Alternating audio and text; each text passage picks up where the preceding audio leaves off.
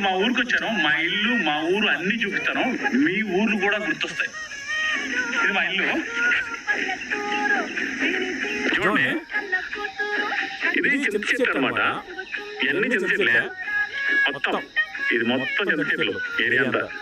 ఒకప్పుడు ఎట్లా ఉండదంటే అందరూ వచ్చి ఇక్కడ కూర్చొని ఈ చెట్లు మగపిల్లకాయలు ఎక్కుతారు, ఎక్కి దబా దబా ఊపుతారు అనమాట, కోతులు ఊపినట్టు. ఊపిన తర్వాత కింద పడగానే బుట్టలతో కొలుచుకొని అందరూ బాగా వచ్చుకునేది. ఊరు మొత్తం ఉండే చెట్లన్నీ కూడా ఎవరు పట్టించుకోవట్లే, చిన్న చెట్లు అంటే ఏం పట్టించుకోవట్లే. ఇది మారిపోయిన ఊర్లలో కూడా ఎవరు ఎక్కువ మంది లేరు జనాలు. ఇక్కడ చూడండి, ఈ రోడ్డు అంతా ఉంది చూసారా, ఈ రోడ్డు మొత్తం తార్ రోడ్డుగా, ఇది చింతకాయల రోడ్డు మొత్తం చూడండి, మొత్తం చింతకాయలు ఇవన్నీ చింతకాయలు పడి నలిగిపోయి అలాగే అచ్చులో ఉన్నాయి అనమాట. ఇదే సిటీలో టౌన్ లో ఉంటే అందరూ ఎక్కువ ఉండరు, పట్టించుకోవట్లే. చూడండి అంత రోడ్డు అంతా. ఒకప్పుడు మా ఊరికి వెళ్తే యాడ పట్టిన జనాలు ఉండేది మా రచ్చబండ్ల మీద, గుళ్ళు దగ్గర, రోడ్ల మీద, టీ బొంగుల దగ్గర యాడ పట్టిన జనాలే. కానీ ఇప్పుడు పోతే వీధులు మొత్తం ఖాళీ, ఇల్లు మొత్తం ఖాళీ.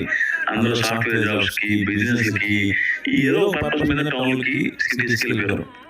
ఈ సమయాలు లేదు చూస్తుంటేనే ఏంట్రా మా ఊరు ఎట్లయింది అనిపిస్తుంది. ఇంకేదో వినాయక చవితికి, సంక్రాంతికి పిల్లకాయలు వచ్చినప్పుడు కొంచెం సరదాగా ఉంటది. అది కూడా నార్మల్ గా ఒకప్పుడు వచ్చినట్టుగా